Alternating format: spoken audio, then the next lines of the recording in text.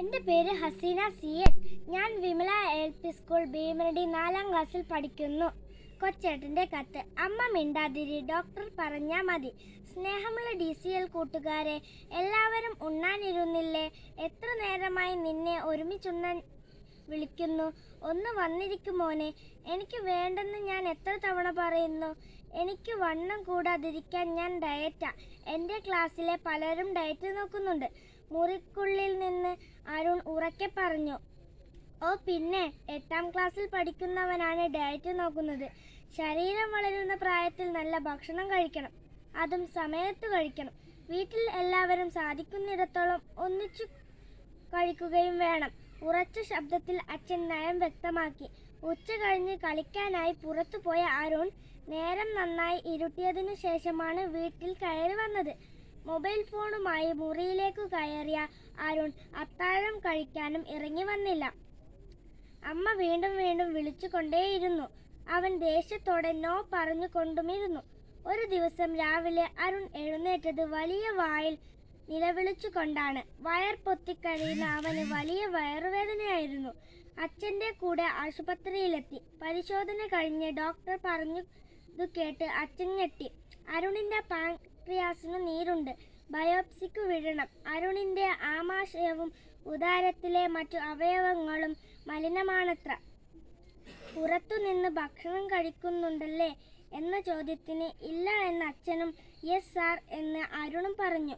കളിക്കാനാണെന്നും പറഞ്ഞ് വീട്ടിൽ നിന്ന് ഇറങ്ങുന്നവൻ പണക്കാരുടെ മക്കളോടൊപ്പം ഹോട്ടലുകളിലും ബേക്കറികളിലും കോഫി ഹൗസുകളിലും സ്ഥിരമായി കയറി ജങ്ക് ഫുഡിൻ്റെ അടിമയായി മാറിയിരുന്നു. വീട്ടിലെ ഭക്ഷണത്തിന് രുചിയില്ല എന്ന് എന്നും പരാതിയാണ്. കാരണം ഹോട്ടൽ ബേക്കറി ഭക്ഷണത്തിൻ്റെ ഉമാമിയാണ് എന്ന് ഡോക്ടർ പറഞ്ഞു. കൂട്ടുകാരെ, നിങ്ങളും ഈ ഉമാമിയുടെ അടിമകളാണോ? ഉമാമി എന്ന ജപ്പാൻ വാക്കിന് കൊതിപ്പിക്കുന്ന രുചി എന്നാണ് അർത്ഥം. തക്കാളി, പനീർ, മട്ടൻ, ചിക്കൻ, മത്സ്യം, കൂൺ, കടൽ പയർ എന്നിവയിൽ നിന്ന് ലഭിക്കുന്ന സ്വാഭാവികമായ ഉമാമി ആരോഗ്യത്തിന് നല്ലതാണ്. എന്നാൽ രുചി കൂട്ടാനായി മോണോസോഡിയം ഗ്ലൂറ്റാമേറ്റ് എന്ന അജിനോമോട്ടോ ചേർത്തുണ്ടാക്കുന്ന ഉമാമിയുടെ അടിമകളാണ് നമ്മുടെ കഥയിലെ അരുണും കൂട്ടുകാരിൽ ഒട്ടേറെ പേരും. ഇന്ന് കുട്ടികളും യുവജനങ്ങളും മാത്രമല്ല, മുതിർന്നവരും MSGയിലൂടെ നിർമ്മിക്കുന്ന ഉമാമിക്ക് അടിമകളാണ്. നമ്മുടെ വീട്ടിലുണ്ടാക്കുന്ന നാടൻ ഭക്ഷണം ഇന്ന് ആർക്കും വേണ്ട. ഭക്ഷണം ഇന്ന് ഹോട്ടലിലാണ് എന്ന് പറയുമ്പോഴേ നാവിൽ വെള്ളം മൂർത്താൻ അജിനോമോട്ടോയുടെ ഉമാമിക്ക് കഴിവുണ്ട്. Noodles, fried chicken, burger patties, frozen momos, shawarma തുടങ്ങിയ എല്ലാ ഇറക്കുമതി ഭക്ഷണത്തിലും MSGയും കൃത്രിമ രുചിയും വിഷമയമായ നിറങ്ങളുടെ പൊടികളും ആസിഡും എല്ലാം അമിതമായ അളവിൽ ചേർക്കുന്നുണ്ട്. Chips, Lay's, Kurkure, nachos, cheese balls, puffs, panipuri മസാലകൾ, പോപ്കോൺ തുടങ്ങിയ കുട്ടികൾ ആർത്തിയോടെ ഭക്ഷിക്കുന്ന സാധനങ്ങളിലെല്ലാം അത്യന്തം അപകടകരമായ കൃത്രിമ ഫ്ലേവറുകളും ആസിഡുകളും MSGയും ചേർക്കുന്നുണ്ട്. നമ്മുടെ നാടൻ ചോറുകളും നാടൻ കോഴിയും കപ്പയും ബീഫും അപ്പവും മുട്ടയും പുട്ടും കടലയും ചെണ്ടക്കപ്പയും കാന്താരി മുളകും ഉള്ളിച്ചമ്മന്തിയുമൊക്കെ കഴിച്ച്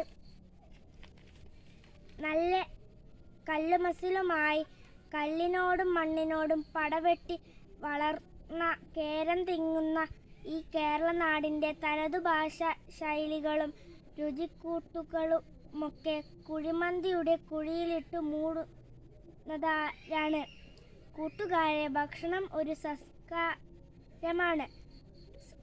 ഓരോ നാടിനുമുണ്ട് സ്വന്തമായ ഒരു ഭക്ഷണ സംസ്കാര ചരിത്രം. അതിനാൽ നമുക്ക് വീട്ടിലെ ഭക്ഷണം കഴിച്ചു വളരാം. അരുണിനെപ്പോലെ പല കൂട്ടുകാർക്കും വീട്ടിലിരുന്ന്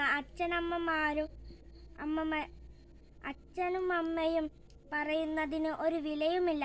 വയറു തിരുമ്മി ആശുപത്രിയിൽ ചെല്ലുമ്പോൾ ഡോക്ടർ പറഞ്ഞാലേ സത്യം മനസ്സിലാകൂ. നമുക്ക് വീട്ടിൽ ഭാഷണവും മതി എന്നു പറയാം.